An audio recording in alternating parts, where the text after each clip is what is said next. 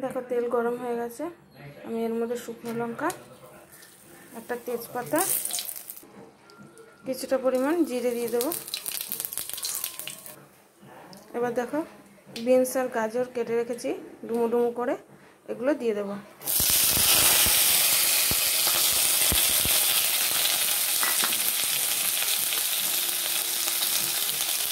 দিয়ে এবার এগুলোকে একটু ভেজে নেব। এর মধ্যে দিয়ে দিয়েছি দেখো সামান্য একটু হলুদ দিয়ে দিয়েছি, এই দেখো, আর দিয়ে দেবো লবণ সামান্য পরিমাণ, দিয়ে ভালো করে এটাকে ভেজে নেব।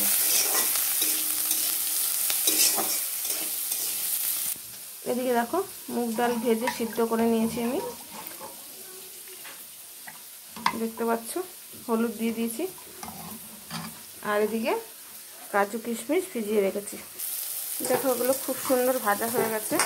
এবার আমি এর মধ্যেই দিয়ে দেবো কাজু কিশমিশটা, দিয়ে একটু ভেজে নেব। দেখো আমার ভাজা হয়ে গেছে। আমি এর মধ্যে দিয়ে দেবো সামান্য আদা ঘষে রাখা।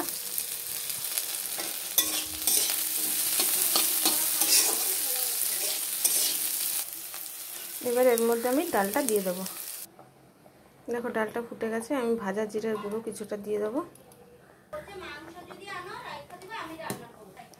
তোমরাও এইভাবে করে খাও আর খেয়ে আমাকে কমেন্ট করে জানাও কেমন হয়েছে। ভালো লাগলে চ্যানেলটিকে সাবস্ক্রাইব করে দেবে, যারা ফেসবুকে দেখছো ফলো করে দেবে।